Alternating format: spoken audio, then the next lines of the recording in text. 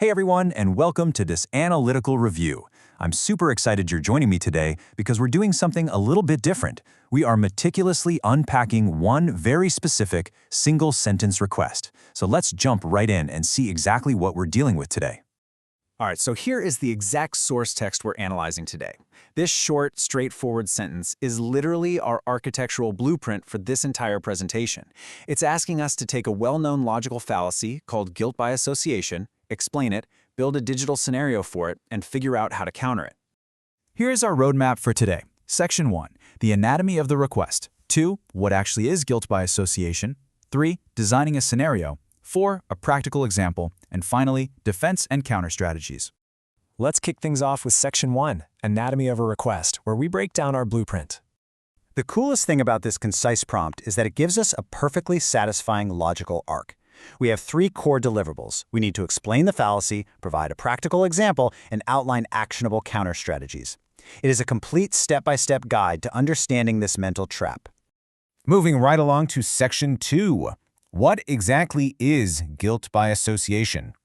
Simply put, this is a logical fallacy where someone's argument or belief gets totally discredited, not because the argument itself is bad, but simply because it's shared by an unfavorable group or person.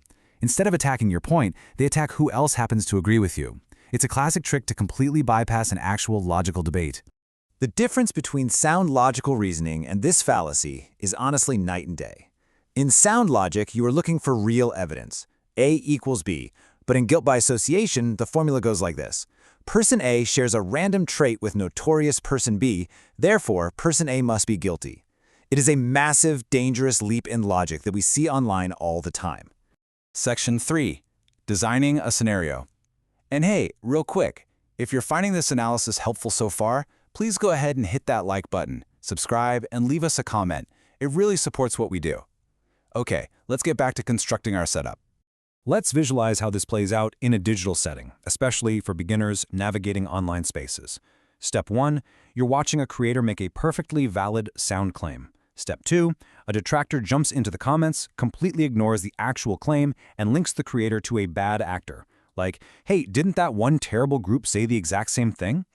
Step 3, the audience reads that, gets manipulated by the fear of being associated with that bad group, and rejects the original, valid claim. That is the complete cycle of manipulation right there. Now for Section 4. Let's see a concrete, practical example of this fallacy in action. Imagine this. A creator says, hey guys, we should all drink more water. Simple, right?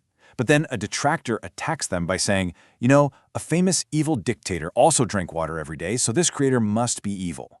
I know, it sounds absolutely ridiculous when you frame it like that, but it perfectly illustrates the absurdity of this fallacy. It shows how easily logic goes right out the window when an emotional association takes the place of actual evidence. Bringing us to our final section, defense and counter strategies. How do we protect our logic?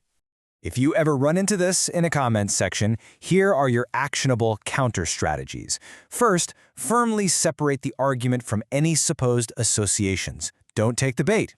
Second, demand direct evidence against the actual claim itself. Make them prove their point. And third, explicitly point out the lack of logical connection to the audience. Expose the trick. Transparency is literally your best weapon here.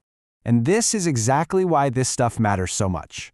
Spotting this fallacy is your personal shield against manipulation in your everyday digital life.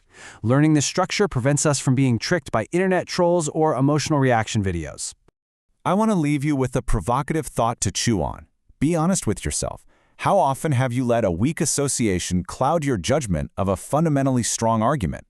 Next time you hear a claim, remember to judge the idea based on its own logic, not on who else might happen to agree with it. Thank you so much for joining me in this review. Keep learning and keep your critical thinking sharp.